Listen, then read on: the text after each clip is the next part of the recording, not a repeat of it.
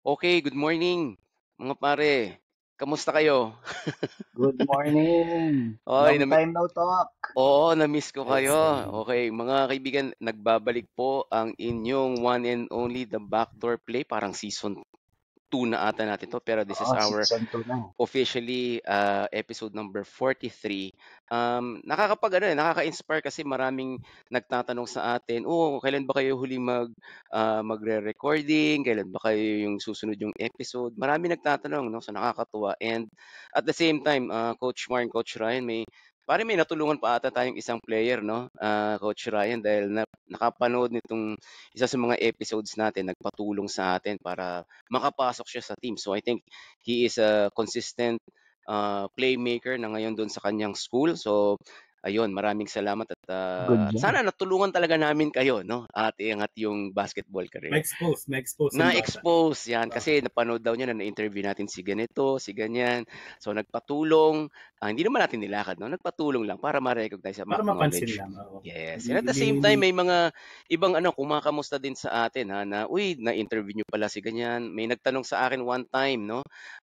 Kailan niyo ba i-interviewin yung anak ni Coach Belangel? So, so titingnan natin yan. Okay, pagpasensyahan niyo na po kami kasi ngayon lang kami nakabalik. Medyo naging busy kaming tatlo. May ano bang nangyari sa atin? Nagbakasyon, ibang career, tama ba? Hindi eh. Sa BPO kasi alam mo naman pag may growth, Oo, naging mahina 8 hours a day dyan eh.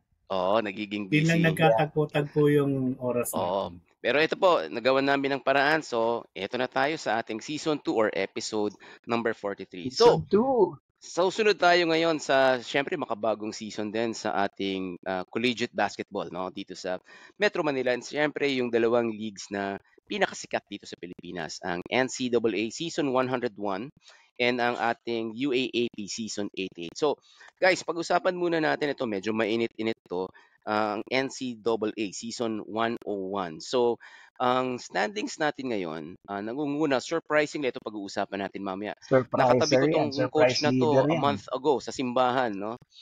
Oo, kay Coach Olsen Rosella. So, Sino dyan? Perpetual Health, nangunguna siya with Wow. 8-1. Sumusunod ang Mapua Cardinals, Aureliano.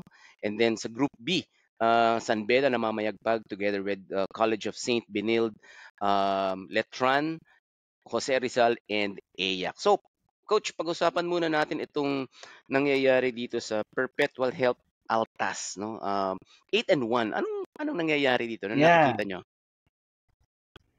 Simulan ko na muna. Nakita ko Sige, dyan kasi ang fire ang away. ang main difference, bago Mm. nag-take over si Coach Olsen, 'di ba? Traditional sila Coach Arik yan. Dumaan Oo. kay Arik Del Coach Rosario Arik yan. Perpetual in the past few years. Yes. Correct.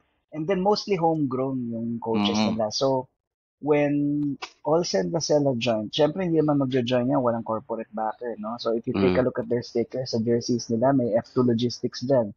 Yes. So kung re-research mo kung sino may-ari F2 Logistics, feeling ko may SMC affiliation yan eh. Yes, oo.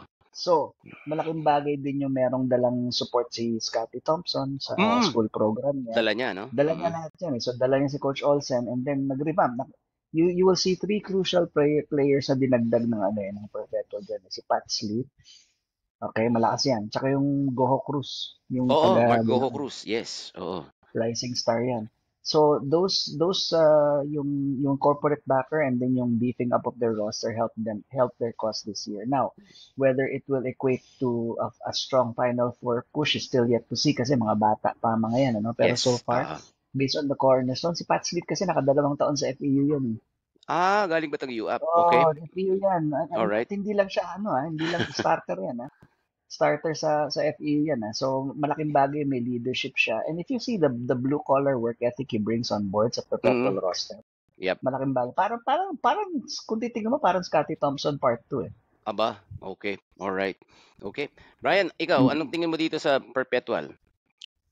Actually, hindi naman ako masyadong fan ng, or hindi ako masyadong para saying. Pero, maybe it's time na rin para medyo magbago na rin ang sistema yung ibang schools. Kasi, usually, pag sinabi mong NCAA, makikita mo dyan, San Beda, San Sebastian, Yan. Mapua, Letran. Oo. Di ba? Mas maganda siguro, katulad, nakikita natin, may mga ibang nag-i-improve na teams. Siguro, nagkakaroon na rin ng ng budget para magkaroon ng mga kilalang tao dun sa basketball Speaking of industry. budget, no, may Budget, no? controversy Di ba? isang team Diba? dyan. Oo, mamaya Malaking pag-uusapan bagay. natin yan. Oo. Malaking bagay yun. Right. Oh, and I think itong sa Perpetual, major wins, no, yung nakuha nila, kaya nag 8-1 sila. Lalong-lalo na napanood nyo yung triple overtime, may nag-triple overtime din sa kanila, no, against San War of Beda. attrition yun. Oo, War of tapos attrition yun. yung upset win din nila sa Mapua Cardinals, and then nabanggit mo nga, Coach Mark, yung kay Mark Goho Cruz. Last year pa natin pinag-uusapan tong Goho Cruz na to, yung galing. Sophomore niya ngayon. Oo, and then I think si Coach Olsen, sige, go ahead, Mark. No, I was supposed to say, galing sa, kung nakuha lang nila yung succession planning ba, mas malakas pa sana ngayon yan. Kasi they Perpetual, lost Amel right? Asido. They lost Amel Asido sa UST. Juniors nila yan. Perpetual juniors. Tsaka si Daep, LeBron James, napunta ng Lasal. Perpetual juniors din yan. Imagine mo kung umakyat yung dalawang yan. Ang lakas ng Perpetual ngayon. Siguro 8-0 Diba? to, no? O 9-0 pag nagkataon. 9-0 yan. 9-0 yan. Oo. Yeah. And I think yung kay Coach Olsen, I think he brings in yung discipline siguro. Nakuha na rin niya to kay Team Cone. Tsaka yung closing ability to close out games. Kaya I would like to interject their content. No? And kudos to Coach Olsen kasi he struggled in the PBA and the UAAP. Yes. Yeah, FEU, tama? big time. Oo. He often relied on his assistant coaches when it comes to X and O's, last minute plays and whatnot. Pero ngayon, nakuha niya yung rhythm niya sa NCAA. Medyo, no? Medyo kayo siguro yung corporate backing na rin, no? Right. Malaking bagay talaga yun. Okay. Bagay talaga. Okay, sige, Coach. Punta tayo ngayon sa second runner-up to last year, no? San Beda Red Lions. Top siya ng Group B. Pero anong tingin nyo dito? Ikaw muna, unahin ko, Ryan. Anong tingin mo dito San Beda? Malakas pa rin ba to? For Final Four pa rin? Championship? Anong tingin mo? Championship caliber. Pagka sa San Beda. Way back early 2000s. Yan sila. Sino ba sila? Sam Ekwe ba to? Sila Sam Ekwe ba yun? Sam Ekwe. Diba? Oo, tama. Grabe yun. yung Nagulaan na nila yung NCAA doon. Oo, yung caliber ng mga players sila. Alam mo, hindi yan basta papasok lang ng liga na sige, kayo na lang ulit. Namimili talaga. Quality player talaga yung mga kinukuha yung mga yan. Right. Okay, Coach Mark, how about for you? Anong projection mo dito sa San Beda? Finals yan. Parang napanood ko sa preseason yan. Oo, malakas pa rin. 3 things can go well for them. Malakas pa din. Right. Yung frontline nila, yung Joe Celso, Bismarck Lina, tsaka yung Jomel Puno. Tatlong malalaki yan. So, kahit na pagpalit-palitan mo ng position yan, kahit at any given time, meron dalawang malaki na sa ilalim ng San Beda. And don't forget, nandiyan pa si Brian Sahonia, another player from FEU. Kasabay ni Pat Slit yan lumipat lang din yan Right. Galing FEU. Imagine mo pala, no, kung naiwan sa FEU yung mga yan, lakas pala na FEU ngayon, pero different topic. Pero malakas pa rin San Beda talaga. Andiyan pa yung Janty Miller. I saw him play in the preseason tournament. They can match up with UAAP teams, even with the local lineup. Sa akin, itong San Beda, I think, serious contender pa rin ito. Nakita nyo naman, top siya sa Group B. Pati yung feeling ko, yung coaching staff nito, top contender din no? Mga assistant coaches nito, big kasi mga tail partnership. Ever since mga ni Pangilinan funded San Beda in 2004, I think, nag-turn around yung programa. Right. May dalawang gwardiya dyan. May dalawang gwardiya magaling dyan. Yung Nigel Gonzalez tsaka yung Jimmy Reyes. Underrated point guards yan. Pero kung titignan mo, they don't need to score. Maibaba mo lang yung bola, ma-facilitate mo sa San Beda. Malaking bagay na yun. Oo. Tama ba? Kung nakabalik ba dito si Yukin Andrada? Hindi pa to, na-draft siya sa PBA, di ba? Pero naglalaro siya, tinatapos. Right? He's playing out his senior year, yes. Yung Nigel Gonzalez galing Mapua yan, pero nag-senior sa San Beda. Okay. Pakita mo magbaba ng bola yan, kahit na anong press gawin mo, may bababa mo. May bababa. Oo, and medyo veterano na rin tong si Coach Yuri, no?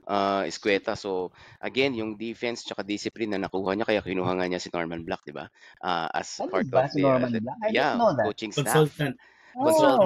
Together with Boyet Fernandez. So parang yun yung sinasabi mo na parang kanina sa Perpetual na parang transitioning. So I think may kalalagyan tong San Beda, lalo na kung may maganda ipapakita nila sa kanilang second round. Yes. All right. Imagine mo if Jacob Cortez stayed.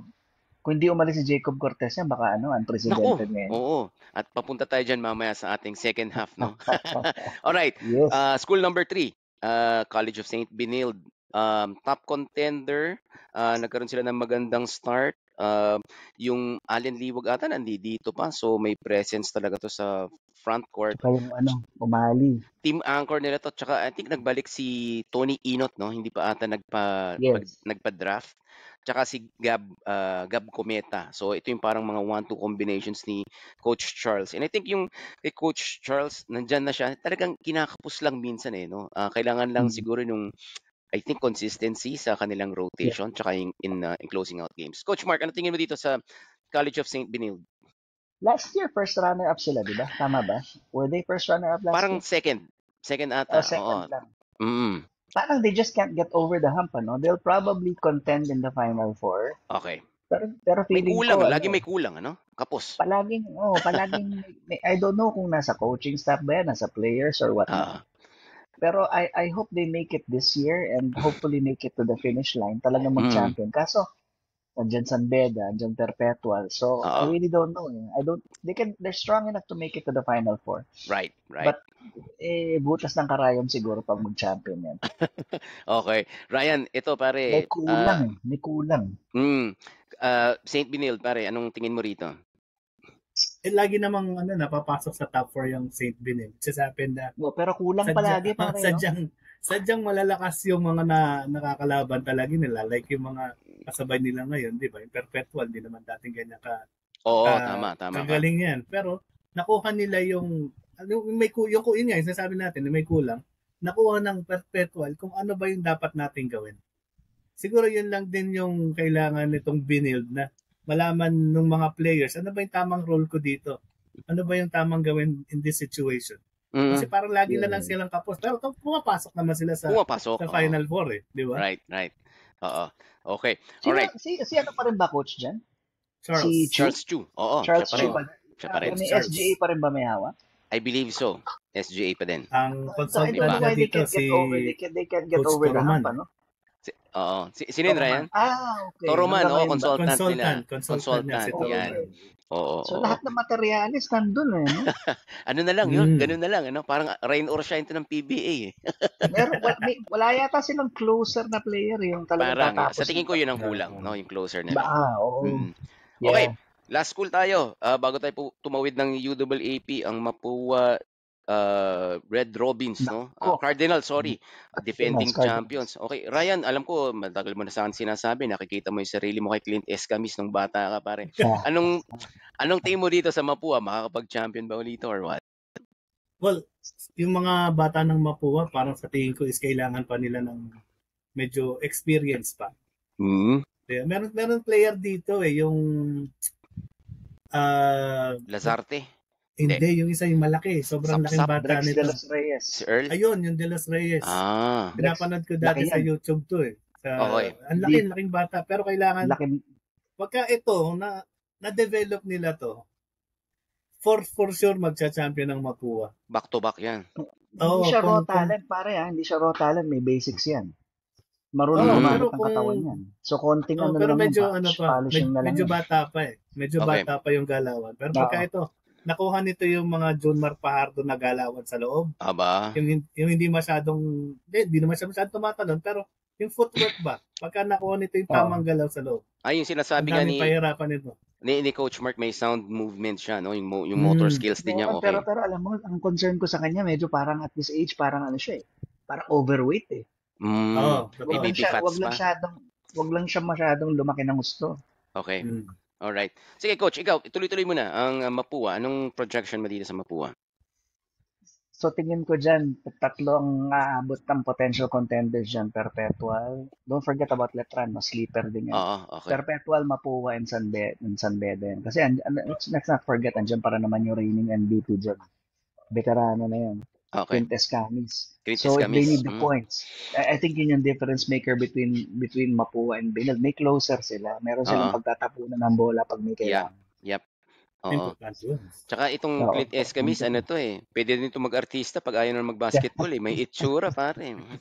Pero Balita ko, endorser na ngayon yan, ng shoe brand endorser, yata. wow, Oo. okay. Pero Yes. talking about Clint Escamis, I think he is really the key leader for Mapua. And then Oh, pero together with galing U8 yan. Nag-UE yata yan. and then together Ilang with taon? Ivan Lazarte and Earl Sapsap. Pero siguro yung inconsistency in games nung kailangan nila. Okay, guys, bago tayo lumipat ng UAAP, gusto ko pag-usapan natin on a coach's perspective and also on a fan's perspective. Anong tingin nyo dito sa sinabi ni Coach Rob Labagala, yung pagkapanalo nila sa, Oo. I think, San Beda ba to, Yan. no? From San Sebastian. Sinabi niya na, Letran. Letran, sorry, na apat na isang buwan o 2 buwan na wala silang allowance or what. Ano tingin niyo yung nito? Gist nito or root cause nito? Coach Mark, parang may ka diyan Ako insight muna, ka diyan.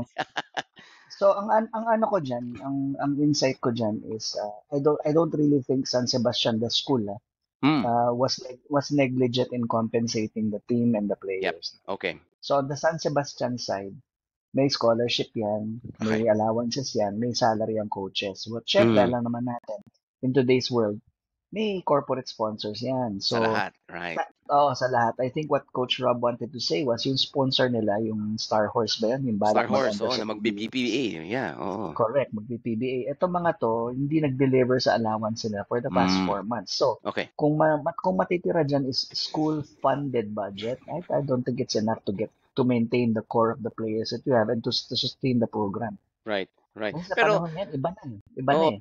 pero sa tingin nyo ba tama bang nasabi ni Coach Rob yun or dapat kinip na lang niya by himself? Again, in the press is court of open opinion. Everyone is entitled for that, no?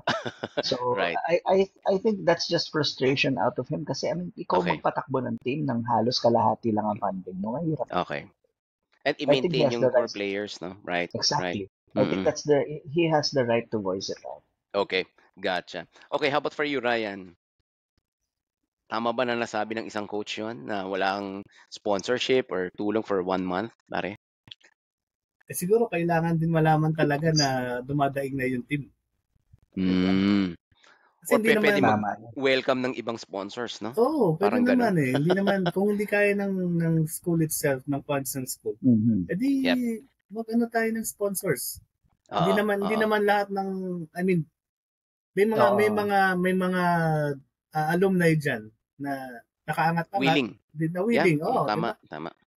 Oo. Kaya maganda yung model ng UP Si Coach Bo, pansinin nyo, naging general manager.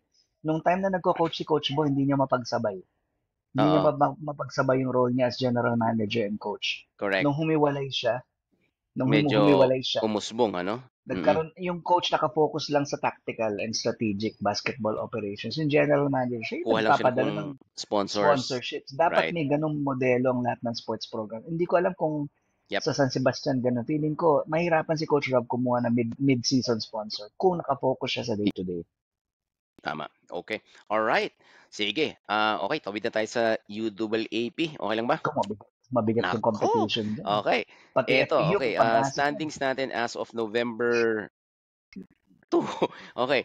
Number 1 is ang National University Bulldogs, 7 wins and 2 losses. Sumunod ang DLSU, 8-3. UP, 6-3. Adamson, 5-4. Tapos medyo magkakapit bahay yung UST Ateneo, Far Eastern University at wala pang panalo ang University of the East. Okay, pag-usapan muna natin. Pag-usapan na natin. Ito, yung first 2 teams medyo malapit sa akin to. Una, Ateneo at UST. Intro voice daw ito, no? So, intro voice. Bakit? Kasi Ateneo nag-start ng 4-0 and then UST nag-start ng, I think, 3-1. So, unahin muna natin. Letter A, Ateneo, 4-0, nag-improve. I think this season yung defense nila, may good bench scoring sila. Tapos yung mga bagong players yan, pag-uusapan natin mamaya. But yung 0-5, no, after ng 4-0, yun yung malupit. Tapos yung triple overtime loss nila dito sa historic Blue Eagle Gym, nagtuloy-tuloy. Tapos natalo rin sila sa UP and NU. And I think sa Ateneo, in order for them to survive, dapat manalo sila ng last 3 or 4 games nila. Yung kailangan makabalik si Jared Bahay. And then si Kimandi, Ladi, si Escobar, and even si Lazo should be able to support. Plus, ito sa akin lang, no? But I know that Coach Tab is very experienced on this kasi may new contract eh. So, syempre medyo high expectations. Parang sumabay, no? Kasi pag pirma niya ng kontrata, automatic 4-0. Pero I'm not sure kung na-scout na yung team nila. So, I need to get your thoughts and opinions on this. Coach Mark, anong tingin mo dito sa campaign ng Blue Eagles? Oo, I mean, ang tingin ko lang naman yung barahan ni Coach Tab medyo took a backseat kasi feeling ko Okay. pre-reserve niya si Adili. Okay. Hindi niya pinilit si Adili to play while he's Mm-mm. injured. I think it's best na he rest the guy. So Okay. in the second round magamit niya. Tactical siguro 'yun. Mm-mm. Kasi malaking bagay pa rin naman, although 6 points lang yata average niya. Nakaka 10 rebounds yan eh. Malaking Right. bagay pa rin yan. And he can also change the trajectory ng mga sumasalaksak. No? Yeah. Oo. So I think as a UAAP, like last year, yung NU nawala sa Final Four kasi nawala Right. yung FSA nila. Oo. Importante talaga sa na hindi maging injured yung import mo. Otherwise, dehado ka na. Correct. And Correct. the classic example is the Ateneo Blue Eagles. Mm-mm. Alright. Okay, Ryan, tingin mo dito sa Blue Eagles? Actually, lagi yan ng parang pinanggigigilang talunin, di ba? Di ba? Oo. Gigil na gigil yung mga tao dito. Okay, Oo, sige. parang gustong talunin niya ngayon. Lalo na nung naglaro yan ng UST Ateneo, di ba? Oo. Parang nakikita mo yung kahit nandun sila sa baluarte nila. Oo. Alam mo yung mga tao na parang mas gusto nilang manalo yung UST na Uste. parang parang underdog kasi yung time na yun na parang underdog Bagay, yung no? Uste. Hindi home court. Di ba? Pero Okay. I mean, lalaban pa rin yan. Siyempre, coach tab yan, di naman. Right. Basta-basta ang coach Right. yan. Tapos ibang ng players yan, mag-develop ng players. It just happened siguro itong mga players ng ibang team, lalo na UST, is may gusto silang i-prove na magcha-champion din kami. Yun lang yun. Oo. Tama. Okay, since yan, no, pinag-uusapan natin yung UST. Okay, punta tayo sa UST. Pare, syempre, alma mater ko to. Host school sila ngayon, di ba?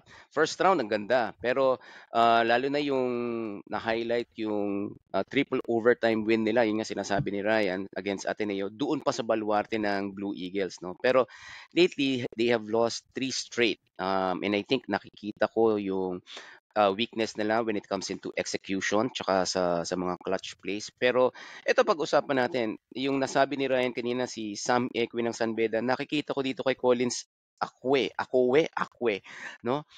Parang Sam Ekwe to na Abdul Karim eh. Grabe, parang monster sa loob eh, di ba? Then I would have to agree. Yeah. Oo, and then may combination pa siya ng si Forsky Padrigal tsaka si Nick Cabanero.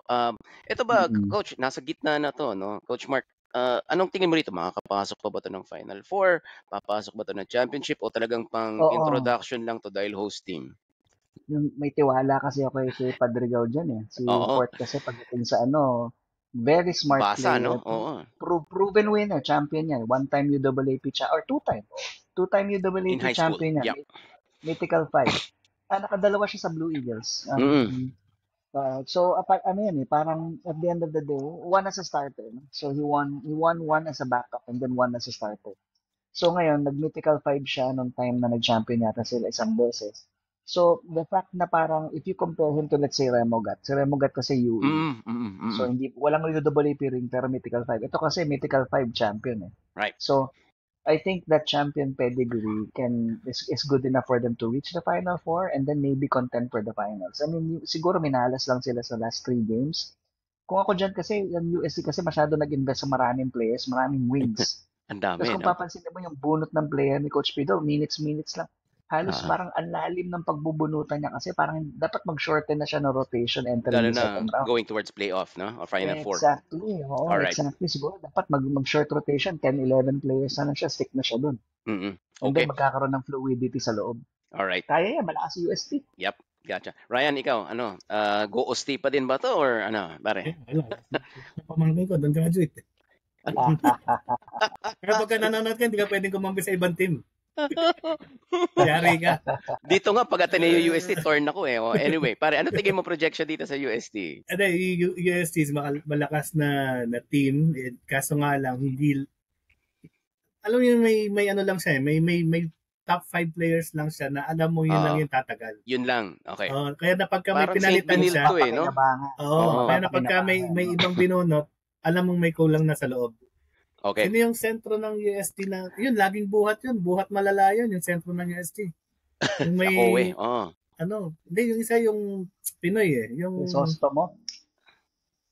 Crisostomo, yung medyo long hair na, basta ang lakas sa rebound, ang lakas sa score. Tapos parang siya lang yung nakikita ko na pagka nanonood ako. Stretch for. Ito yung gumagawa eh. Although matatapang din yung guardia nila. Right. Yung medyo ang nipis eh. Parang pagka konting abangan nyo UST next year. Tumatalsik eh. Pag dumating na si Porter. May Porter sa UST yung bata, next year. Yung bata, oo. Diba? Right. Porter, yan. Pero papasok pa rin yan, Final Four. Just happen yung mga talo nila ngayon is napaghandaan siguro. Kasi alam na, tinalo nyo kami last time. Sige, ito na. Alam na namin. Paano namin kayo tatalunin. Tama. Okay. Sige guys, punta ngayon tayo dito sa top seed, ang NU Bulldogs, no? So good start sila, and alam naman natin si Coach Jeff Napa talagang defense to eh, no? So they're the league leading in points scored off, no? Turnovers. So syempre kada press niyan, kada defensive clock niyan, turnover, score kagad sila. Pero I think ang nagli-lead talaga sa kanila is itong si Jake Figueroa in terms of scoring, rebound, defense, clutch baskets, parang lahat-lahat na. Tsaka yung paborito ko sa NU, si Steve Nash Enriquez, parang medyo nag-mature na to, no? I think may championship level sila in terms of defense. Meron silang good veterans. Meron silang clutch under pressure. And I think yung biggest challenge nila amongst all of the UAAP teams, eto I don't know, Coach Mark, pero UP, sa tingin ko pag na-overcome nila itong UP, magdedire-diretso to. What are your thoughts, Coach Mark? Parang may isang may kulang sa NU pa din. Kahit na yes, they're the top seeded team.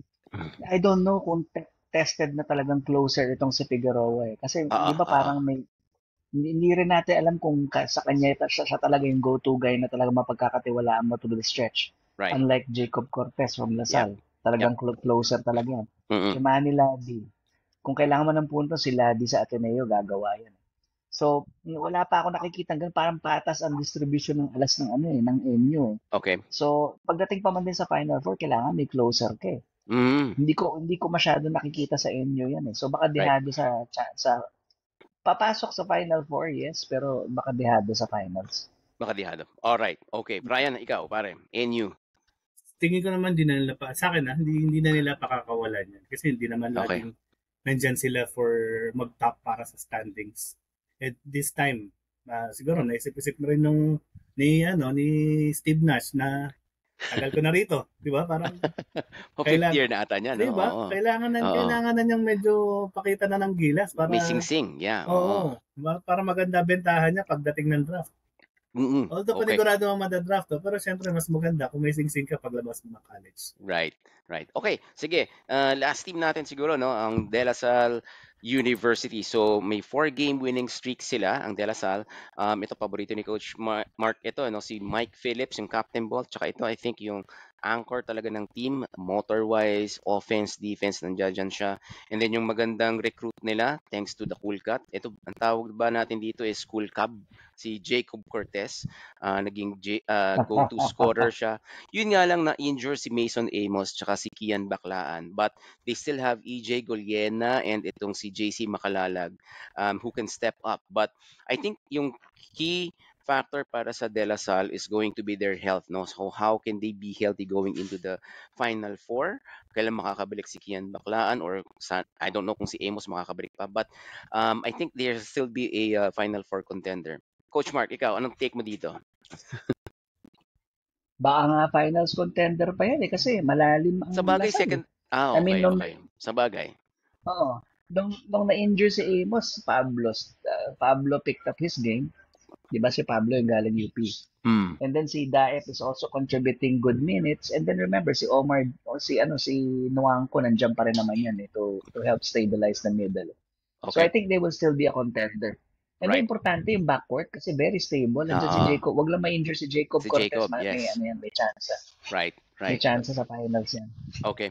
Ryan, ikaw. Bata, nakapag-champion na sa NCAA yan. San Beda, tama ba ako? San Hindi ako Beda, nagkamali. yes. San Beda, right. Okay. Correct. Ryan, ikaw sa tingin mo ba yung mga distractions kay Coach Topex Robinson nung off-season naka-apekto kaya dito sa team pero nakukuha na nila yung bearings nila this past couple of games? Anong tingin mo sa Lasal, pare? Magandang magandang motivation yan for a team na nagkaroon ng dalawang key players na na-injured, di ba? Yes. Kita mo yung mga jersey lang, may mga nakalagay pa mga tape ng number ng mga injured, kala mo napatay. Pero, di ba? Pagkabata ka, may mga ganong motivation na, para kaya to, para sa mga team players. Sa bagay. Nung araw, ganyan tayo. Di ba? Magandang motivation yan para sa kanila. Pero I doubt it kung makaka-champion sila nang wala yung mga yun. Right. Kasi malaking factor yung dalawa eh. Malaking factor. Makakapasok, pero not 100% go all the way. Right. Championship. Go ahead, Coach Mark. Medyo naglalag yata si Coach Mark. Medyo naglalag si Coach Mark. Okay, bago natin iwan ng contender pa rin yung PDN kahit na wala na si Kagulaan. Yun nga ang gusto kong pag-usapan natin bago natin tapusin itong comeback episode natin is itong UP kasi medyo nasa may kalagitnaan siya. Ano na ba siya? Siya ay number 3 pa din, ano? Pero Coach Mark, anong tingin mo dyan sa UP community? Pare, bubulusok pa ba ito? Kasi ako, mataas pa rin yung tiwala ko dito kay Coach Goldwin Monteverde. Magagawan ng paraan to. Pare, yung mga gwardiya ng UP, iba pa rin no? Ray. Gwardiya ng UP? Oo, pare. Medyo nawala si Coach Mark. Oo nga.